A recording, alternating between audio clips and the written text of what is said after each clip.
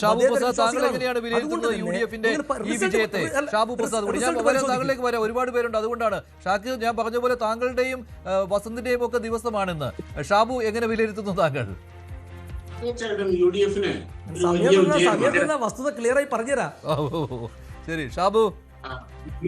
U D F വളരെ വലിയ വിജയമാണ് നേടിയത്. ശ്രീ ഷാക്കിറിനും എന്റെ പ്രിയ സുഹൃത്ത് വസന്ത് തെങ്ങുംപള്ളിക്കും അഭിനന്ദനങ്ങൾ നേരുകയാണ്. തീർച്ചയായിട്ടും അവരുടെ കഠിനാധ്വാനത്തിന്റെ കൂടി വലിയൊരു വിജയമാണ്. പിന്നെ എൽ ഡി എഫ് എങ്ങനെ ഇത്ര വലിയൊരു പരാജയത്തിലേക്ക് പോയി എന്ന് പറഞ്ഞാൽ അതിന് രണ്ട് കാരണമാണ്. ഒന്ന്, ഭരണവിരുദ്ധ വികാരം ഇവിടെ ഉണ്ട് എന്നുള്ളത് ഒരു സത്യമാണ്.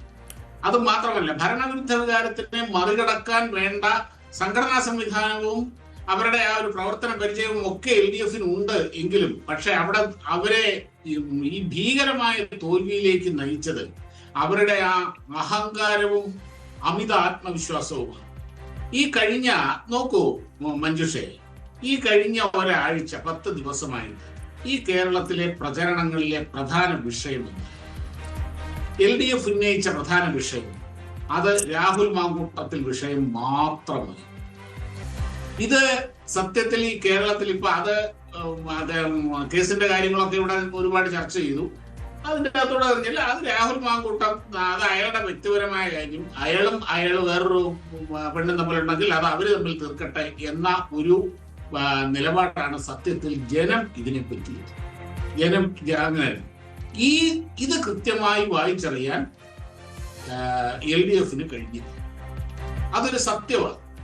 പ്രത്യേകിച്ച് അവസാന നിമിഷം വരെ മിനിഞ്ഞാന്ന അവസാന ഘട്ട തെരഞ്ഞെടുപ്പിന്റെ സമയത്തും മുഖ്യമന്ത്രി ഈ വിഷയമാണ് ഇവിടെ ഉന്നയിച്ചത്.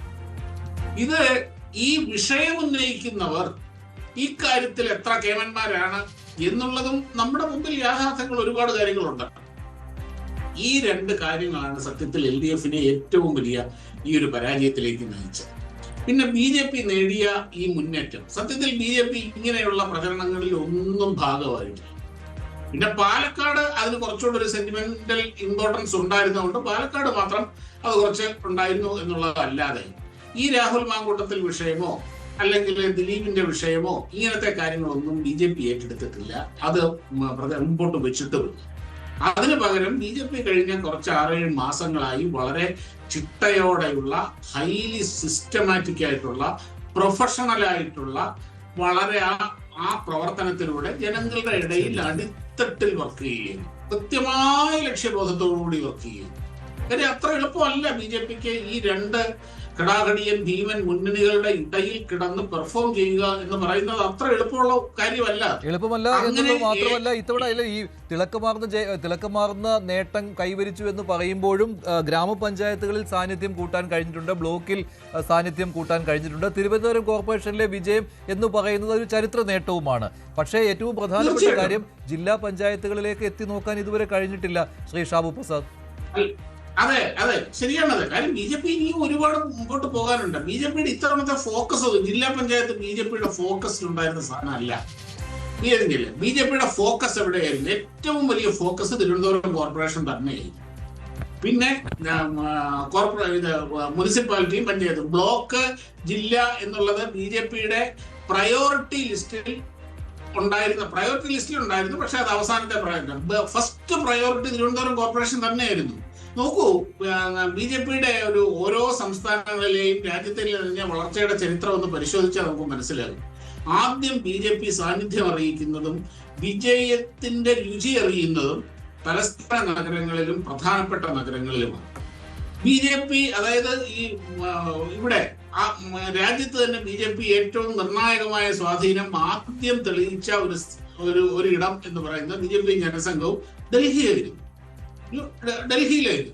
അതേപോലെ തന്നെ ഓരോ ഇടങ്ങളിലും ഇത് അങ്ങനെയാണ്. അതാണ് ബി ജെ പിയുടെ ഒരു സിസ്റ്റം, അതാണ് ബി ജെ പിയുടെ ഒരു ചരിത്രം. അതാണ് ഇവിടെയും ഈ തിരുവനന്തപുരത്തെ വിജയം എന്ന് പറയുന്നത് അതിന് ഒരു കോർപ്പറേഷൻ ജയിച്ചു എന്നുള്ളതിനപ്പുറത്തേക്കുള്ള വളരെ വലിയ മാനങ്ങൾ അതിനുണ്ട്. അതാണ് പറഞ്ഞത്. ഇനിയിപ്പോ പ്രധാനമന്ത്രി നരേന്ദ്രമോദി വരാൻ പോകുന്നു, പ്രഖ്യാപനങ്ങൾ നടത്താൻ പോകുന്നു, കാര്യങ്ങൾ നടത്താൻ പോകുന്നു. അതായത് BJPയെ വിശ്വസിച്ചാൽ, BJPയെ വിജയിപ്പിച്ചാൽ അതിന്റെ റിസൾട്ട് ഇതാ ഇങ്ങനെയൊക്കെ ആയിരിക്കും എന്ന് ജനങ്ങളെ ബോധ്യപ്പെടുത്താനുള്ള ഒരു വലിയ അവസരമാണ് BJPക്ക് ഇവിടെ വന്നിരിക്കുന്നത്. തീർച്ചയായിട്ടും ഈ 45 ദിവസത്തിനുള്ളിൽ പ്രധാനമന്ത്രി ഇവിടെ വരുമ്പോൾ വീണ്ടും അടുത്ത ഒരു 45 ദിവസത്തിനുള്ളിൽ ഇവിടെ അസംബ്ലി തെരഞ്ഞെടുപ്പ് നടക്കാൻ പോവാണ്. അതിൻ്റെ അകത്ത് തീർച്ചയായും അതിനുള്ള ഇമ്പാക്ട് അതിൽ ഉണ്ടാക്കാൻ കഴിയും.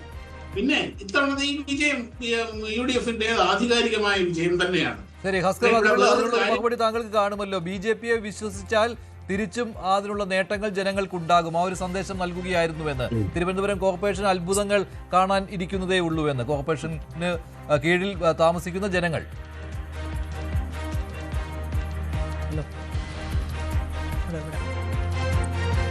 ഹസ്കർ കേട്ടോ മഞ്ജുഷ്, ഇതില് BJPക്ക് ഒരു സമഗ്രാധിപത്യത്തിൻ്റെതായിട്ടുള്ള ഒരു സ്വഭാവം കേരളത്തിൽ സംഭവിച്ചു എന്നുള്ളതിന് അത്തരത്തിലൊരു കാഴ്ചപ്പാട് നാം എടുക്കുന്നത് ശരിയല്ല എന്നുള്ളതാണ്. കാരണം തിരുവനന്തപുരം കോർപ്പറേഷനിൽ BJPക്ക് ഒറ്റയ്ക്കൊരു ഭൂരിപക്ഷം നേടാൻ കഴിഞ്ഞിട്ടുണ്ട്. BJP അവിടെ ഭരണത്തിലേക്ക് വരുന്നു, തൃപ്പൂണിത്തുറ പിടിക്കുന്നു, പന്തളം നഷ്ടപ്പെടുന്നു തുടങ്ങിയിട്ടുള്ള കാര്യങ്ങളുണ്ട്. പക്ഷേ അവർ ഗ്രാമീണ മേഖലകളായിട്ടുള്ള രാഷ്ട്രീയമായി കേരളം ചർച്ച ചെയ്യപ്പെടുക എന്ന് പറയുന്നത് എല്ലാ കാലത്തും ജില്ലാ പഞ്ചായത്തുകളിലേക്കാണ്.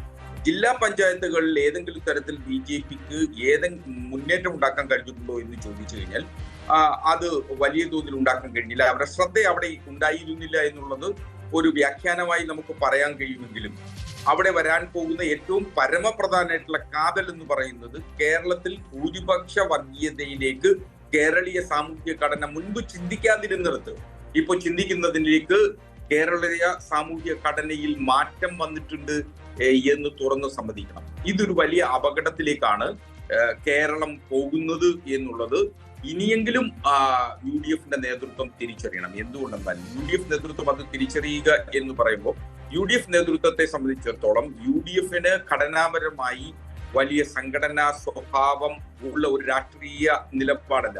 ഇടതുപക്ഷത്തെ നിരാകരിക്കുക. നമുക്കറിയാം 99-ലെ UDFനെ മാത്രം എന്തിനാണ് നിങ്ങൾ കുറ്റം പറയുന്നത്? അത് UDF ഒറ്റയ്ക്ക് അല്ല, ഇതിപ്പോൾ UDF BJPക്ക് എന്തോ സഹായം ചെയ്തു കൊടുത്തു എന്ന രീതിയിലാണ് ഹസ്കർ സംസാരിക്കുന്നത്. ഡോക്ടർ ജി ഗോപകുമാർ, അദ്ദേഹത്തിന് പോകാൻ ധൃതിയുണ്ട്. ഡോക്ടർ ജി ഗോപകുമാർ, താങ്കൾ ഈ വാദത്തെ എങ്ങനെയാണ് കാണുന്നത്?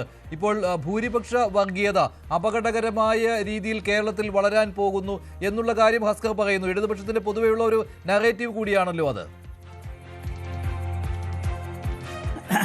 പരമ്പരാഗതമായിട്ട് ഇവിടുത്തെ രണ്ട് മുന്നണികളും എടുക്കുന്നൊരു നിലപാട് അതാണെങ്കിലും ഇടതുപക്ഷമാണ് അത് കൂടുതൽ പറയാറുള്ളതെന്നുള്ളത് സത്യമാണ്. പക്ഷേ കേരളത്തിൻ്റെ ഈ രാഷ്ട്രീയ ഭൂമികയിൽ BJPക്ക് വളരണമെങ്കിൽ ഭൂരിപക്ഷ വർഗീയത പറഞ്ഞുകൊണ്ട് മാത്രം വളരാൻ പോകുന്നില്ല. അതിനൊരുപാട് ഘടകങ്ങളുണ്ട്. ജനസംഖ്യയിൽ തന്നെ നമ്മൾ പറയുന്ന പോലെ ഹിന്ദു സമൂഹം അത്ര വലിയൊരു ഭൂരിപക്ഷമൊന്നുമില്ല. ഔദ്യോഗിക കണക്കുകളിൽ പോലും 53% പേരെ പറയുന്നുള്ളൂ. അതിൽ തന്നെ ഉപരി ജാതികളും വിഭാഗങ്ങളും ഒക്കെ ഉണ്ട്. മാത്രമല്ല ഉത്തരേന്ത്യയിലെ പോലത്തെ ഒരു ജാതി വർഗീയ പൊളിറ്റിക്സ് ഇവിടെ കളിക്കാൻ പറ്റില്ല. ആ നിലയ്ക്കുള്ള ഒരു കമ്മ്യൂണൽ ബൈപോളാറിസം മറ്റ് നോർത്ത് ഇന്ത്യയിലുള്ളതുപോലെ കേരളത്തിലില്ല എന്നുള്ളതും വിവിധ വിഭാഗങ്ങൾ ഒരുമിച്ച് കഴിയുന്ന ഒരു സമൂഹമാണ്. താരതമ്യേന പൊതുസമൂഹത്തിന് ശക്തിയുള്ളൊരു സംസ്ഥാനം കൂടിയാണ്. അപ്പോൾ ആ നിലയ്ക്ക് BJP എടുക്കുന്ന നിലപാട് ഒരിക്കലും അതായിരിക്കില്ല. തിരുവനന്തപുരത്ത് ജയിച്ചത് വർഗീയത പറഞ്ഞിട്ടല്ല, വികസനം പറഞ്ഞിട്ടാണ്. ആ നിലപാടായിരിക്കും BJP മറ്റ് ജില്ലകളിലും പറയുന്നത്. ആ അടിത്തറയിൽ കൂടി വളരാനാണ്. അതാണല്ലോ പ്രധാനമന്ത്രിയെ കൊണ്ടുവരാൻ പോകുന്നു. കേരളത്തിൽ തിരുവനന്തപുരത്തിന്റെ അടുത്ത ഏറ്റവും വലിയൊരു നഗരമാക്കി ഇന്ത്യയിലെ ഒന്നാമത്തെ അങ്ങനെ കൊണ്ടുവരണമെന്ന് ആഗ്രഹിക്കുന്ന ഞാനിത് പറഞ്ഞോട്ടെ. അപ്പൊ ആ നിലയ്ക്കുള്ള കാസർഗോഡ് ജില്ലാ പഞ്ചായത്തിലെ 2 ഡിവിഷനിൽ റീകൗണ്ടിംഗ് 15-ാം തീയതി തീരുമാനിച്ചിട്ടുണ്ട്. അപ്പോൾ അത് LDFന് ഉറപ്പില്ല. കാസർഗോഡ് ജില്ലാ പഞ്ചായത്ത് ഭരണം മാറാൻ സാധ്യതയുണ്ട്. ഡോക്ടർ ജി ഗോപകുമാർ തുടർന്നോളൂ. ഇല്ല, അതെ. അപ്പോൾ ആ നിലയ്ക്ക് BJPക്ക് വളരണമെന്നുണ്ടെങ്കിൽ തീർച്ചയായിട്ടും ഇവിടെ വികസനത്തിൻ്റെ രാഷ്ട്രീയം കൊണ്ടുവന്നാലേ പറ്റത്തുള്ളൂ. മറ്റ് രണ്ട് മുന്നണികൾക്കകത്തുള്ള പൊളിറ്റിക്സിൻ്റെ അതേ അപ്രോച്ച് പറ്റില്ല. ഒന്നാമതായി BJPക്ക് അവരുടെ സഖ്യകക്ഷികളെന്ന് പറയാൻ ആരുമില്ല. ഉള്ളത് നമുക്കറിയാം ആരൊക്കെയാണെന്നും അവരുടെ ദുർബലതകൾ എന്താണെന്നും. വളരെ നാരോ ആയിട്ടുള്ള ചെറിയ സഖ്യകക്ഷികളേ ഉള്ളൂ. എല്ലായിടത്തും ജയിച്ചിരിക്കുന്ന BJP തന്നെയാണ്. BJP ആണ് മത്സരിച്ചതും ജയിച്ചതും. അത്രേ ഉള്ളൂ. അതുപോലെ അതെ, അതെ, ഹസ്കർ ചൂണ്ടിക്കാണിച്ച പോലെ ഗ്രാമീണ മേഖലയിൽ വളരണമെങ്കിൽ ആ ഗ്രാമീണ മേഖലയിലുള്ള പ്രവർത്തനത്തിലാണ്. അത് കഴിയില്ല എന്ന് പറയാൻ പറ്റില്ല. കാരണം എന്താണ്, CPM-നെ പോലെ ഒരു കേഡർ സംവിധാനമുള്ള ഒരു പാർട്ടിയാണ് BJP. അപ്പോൾ അതുകൊണ്ട് ആ നിലയ്ക്ക് കേരളത്തിൻ്റെ എമ്പാടും വളരാനുള്ള സാഹചര്യമുണ്ട്. പക്ഷെ അതൊരു മാസ് മൂവ്മെൻ്റ് ആക്കി എടുക്കണമെങ്കിൽ ഈ രാഷ്ട്രീയം കളിച്ചാൽ ഉത്തരേന്ത്യയിലെ അതേ പൊളിറ്റിക്സ് ഇവിടെ കളിച്ചാൽ